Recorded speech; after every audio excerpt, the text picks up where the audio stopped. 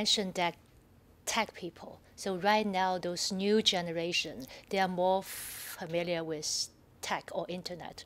Nowadays, Internet Plus has been a hot topic in China. More and more enterprises focusing on integrating internet knowledge into traditional business know-how and trying to find their blue ocean.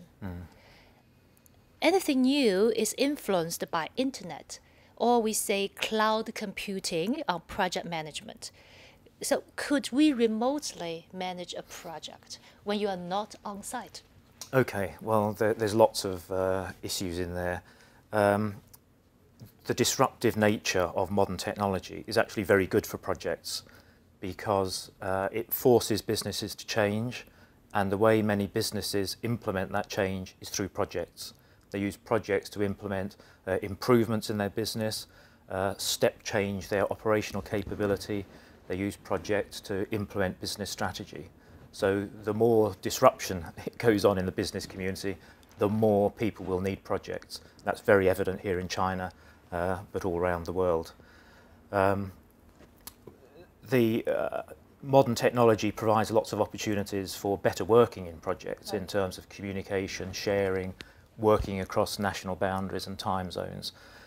But it also poses challenges because people deliver projects, and the issues of leadership, setting a shared vision, motivating people, they are helped by the technology, but those issues don't go away. You still have to do all those things. Yeah, so how to balance the pros and the cons of in-face communication while you're on site versus those online communication? Yes, if in an ideal situation you will have the entire project team located in the same site, because communication within the project team and between the project team and contractors and anybody involved in the project is a key success factor for projects, and is very difficult. If you locate parts of the project team separately in different locations, different time zones, that makes all of those issues more difficult, more complex, which means you have to, as a project manager and a project team, work much harder at them. You have to be very clear, how are we going to communicate? If you're communicating across all three major time zones, then you have to share the pain of being up early in the morning. So it's not the same location that always has to be up early in the morning to do the teleconferences. So very practical things you can do. But you have to have a very clear strategy, and you can't ever fully replace face-to-face meetings. So I think a project manager, key people in the project, have to accept they will be travelling a lot, going around the sites, because those face-to-face communications are still very important. Okay, you still think that face-to-face communication is very important, especially to lead the team, right? Yes, yes. It's very difficult to provide strong leadership and lead by example when you're not there. Okay.